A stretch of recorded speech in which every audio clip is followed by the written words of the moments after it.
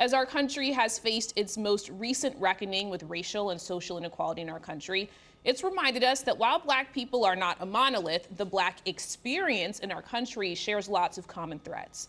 Candace Head is an author and spoken word artist who recently put pen to paper and published a book of spoken words speaking to the shared experience of Black women in our country. In honor of Black History Month, she's here to perform one of her pieces. It's called Origami.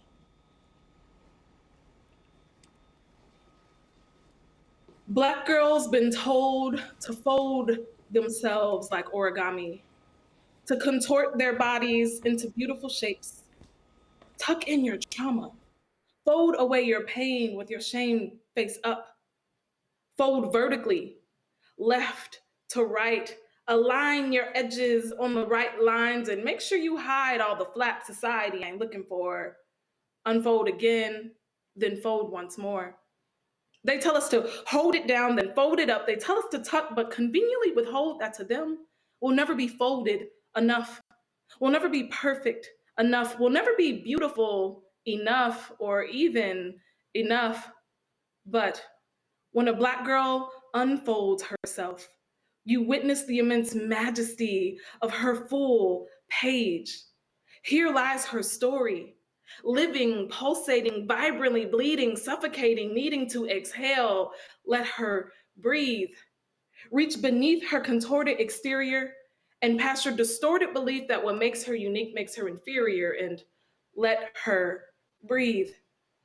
See, I believe every Black girl has a diamond on the inside, and since the world can't control it, they want her to fold herself over it. But she ain't pretty paper.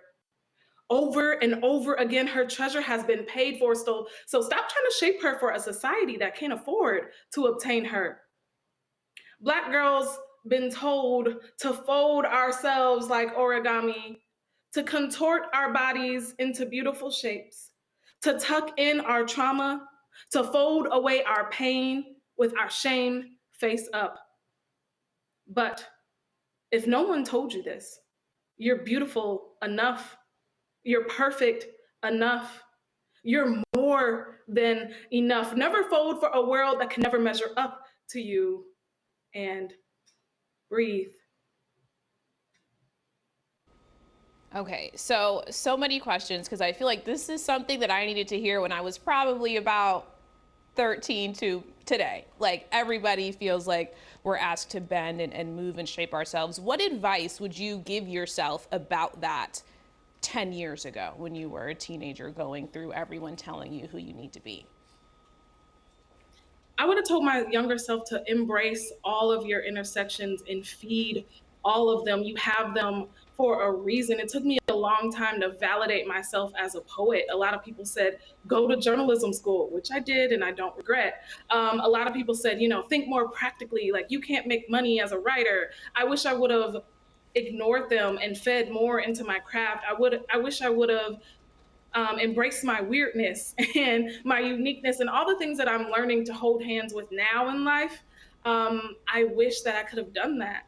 And I would also give advice to folks, who have little Black girls growing up in their household to just let them be who they are. Let them get bruises and scrapes and scratches. Let them run around. Let them be loud. Let them be bossy. Let them be free and just let them be. What has doing spoken word on any level, not just in book form, but performing or even when you first started writing poetry, what has it taught you about yourself and what has it done for you as a woman and as a human? That's a great question. It's helped me stand in my purpose. It's helped me stand up for who I am. I grew up with a twin and, when you're a millennial, it's already hard enough to not have comparison syndrome when you're on Instagram. But when you have a live action person who's dope and doing amazing things, it's really easy to compare yourself. And so when I started getting on stage and performing poetry, I really felt my uniqueness. On stage, I wasn't a twin. On stage, I wasn't somebody's sister. On stage, I wasn't somebody's daughter. I was Candace Head, the poet. And it did amazing things for me. To just stand up for who I was and walk in that and not continue to mold or try to shape or only see myself as part of a unit. I think the other half of it that it did for me is realize that your words and your story are incredibly important and they're powerful. It's something that my parents have always told me from a young age. But when you perform spoken word poetry and you see people live snapping in the audience, which I deeply miss, and you encounter young women who come up to you and say, I felt seen through that piece.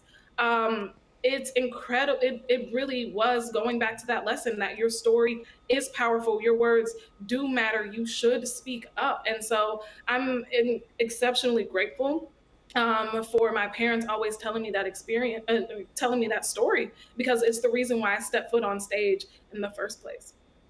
Well, I'm grateful for you stepping into your purpose. You have taught us a lot this month. You've been here with us every single week performing, and we appreciate you for that. I have loved every single one of them. I'm a little biased, but that's what I have to say about that. So, Candace, thank you so much for joining us and for sharing with us. Guys, we'll be right back.